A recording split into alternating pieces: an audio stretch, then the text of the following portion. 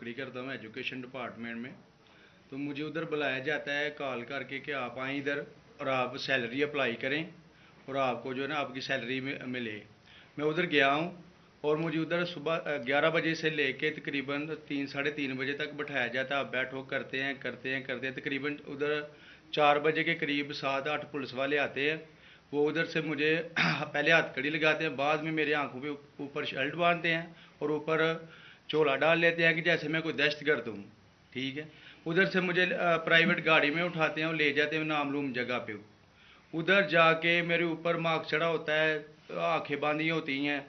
तकरीबन 7-8 बंदे होते हैं वो जो मुझे जाते फर्श पे लटा देते हैं और मारना शुरू कर देते हैं कि तुमने उस्मान डार ने तुमसे कितने पैसे लिए नौकरी दिलवाने के लिए।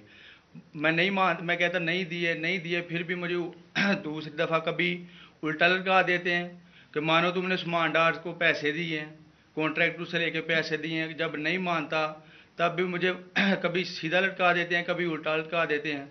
और बाद में जब मेरे मसलन के कभी ईंट ले उधर से ईंट उठाते हैं, उसे धागे से अगर मेरे नाजुक हिस्सों में बांध देते हैं कि मानो तुम कॉन्ट्रैक्ट से पैसे लेके उस्मान डार को देते हो। कपड़े उतारते हैं, बताओ। बाद में मुझे नंगा करते हैं, कपड़े उतारते हैं, कपड़े उतार के उधर फर्श पे बिठा देते हैं कि मानो तुमने उस्मान डार को पैसे दिए हैं। जब नहीं मानता तो फिर उधर से कहते हैं कि एक डाला भेजो, इसकी बीवी को उठाओ, इसके बच्चे को उठाओ और इधर उसको लाकर उसको बरहना करो, उसकी वीडियो बनाओ, फेसबुक पे डालो और ब्लैकमेल करो। तब उधर से जाके जब मेरी फैमिली आई तब मैं उधर से टूटा, उनके आगे रोया कि अब आप बताएं कि मैंने क्या करना है। उसने कहा कि आप 124 के बयान दिए और ये कमेंट मेरे कह रहे हैं कि आपने ये पैसे ठेकेदारों से लेके उस्मान डार को दिए। ये बताएं आप कि कोई ये सब चुप हो जाते थे जब कोई आता था एक आदमी? जब मेरी तो आंखें बांधी होती थी, ठीक उस वक्त जब कोई आता था उधर, कोई अफसर आता था, ये कहते थे कि बड़े साहब आ गए हैं, बड़े साहब आ गए हैं, और सब साइलेंट हो जाते थे। जब वो आता था सब साइलेंट था। अब ठीक है, लगे रहो, करते जाओ, लगे रहो। ये बात मैं अब आपके सामने ये जो जावेद अली ने बात रखी, ये हर तरह हम कंफर्म कर सकते हैं। कुरान के ऊपर हाथ रखने के लिए मेरे सामने तैयार थे।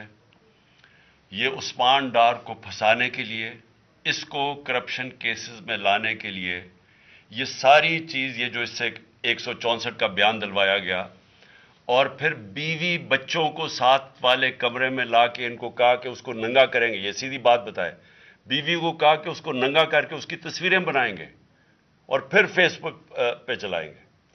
मैं आज अपनी बड़े